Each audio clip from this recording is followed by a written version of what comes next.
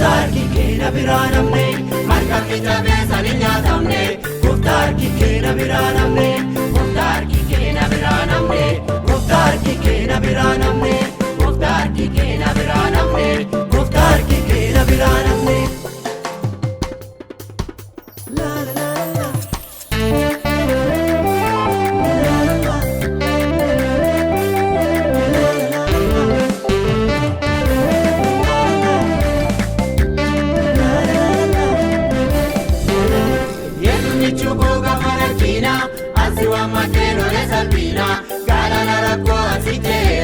Nyatamu ole haragaera, galana rakko asitera. Nyatamu ole haragaera, nyatamu ole haragaera, nyatamu ole haragaera, nyatamu ole haragaera, nyatamu ole haragaera. Ubeyo kaye Yesu jirtati, markabni jabus galana rati, markabni jabeessa ni nyaatamne. Goftaarki keenya biraan hafne, markabni jabeessa ni nyaatamne. Goftaarki keenya biraan hafne, Goftaarki keenya biraan hafne, Goftaarki keenya biraan hafne, Goftaarki keenya biraan hafne, Goftaarki keenya biraan hafne.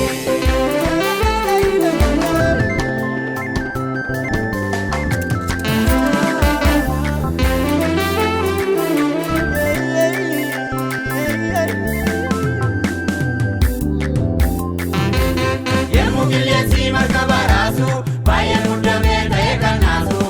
Ergama keetiin natti mul'atte hinduutu siin oolchaanaan jette. Ergama keetiin natti mul'atte hinduutu siin oolchaanaan jette. Hinduutu siin oolchaanaan jette. Hinduutu siin oolchaanaan jette. Hinduutu siin oolchaanaan jette. Hinduutu siin oolchaanaan jette.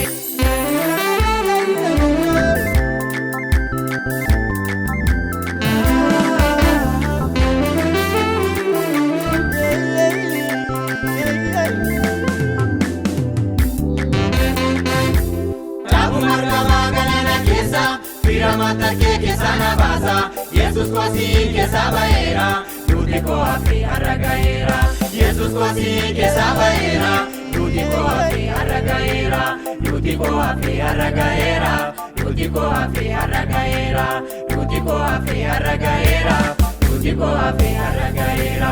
Ubeyo ka'ee Yesus jirtaati markabni jabus galana irratti markabni jabeessa ni nyaatamne. Goftaarki keenya biraan hafne markabni jabeessa ni nyaatamne. Goftaarki keenya biraan hafne Goftaarki keenya biraan hafne Goftaarki keenya biraan hafne Goftaarki keenya biraan hafne Goftaarki keenya biraan hafne.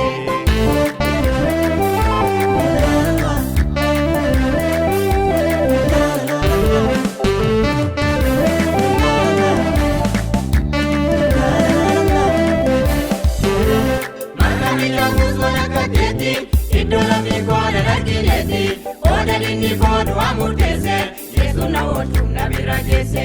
Kodadinni kodu amurtese Yesu na oolchum na bira geesse. Yesu na oolchum na bira geesse. Yesu na oolchum na bira geesse. Yesu na oolchum na bira geesse. Yesu na oolchum na bira geesse. Ubeyo ka'ee Yesu jirtaati markabni jabus galana irratti markabni jabeessa ni nyaatamne. Goftaarki keenya biraan hafne markabni jabeessa ni nyaatamne. Goftaarki keenya biraan hafne Goftaarki keenya biraan hafne Goftaarki keenya biraan hafne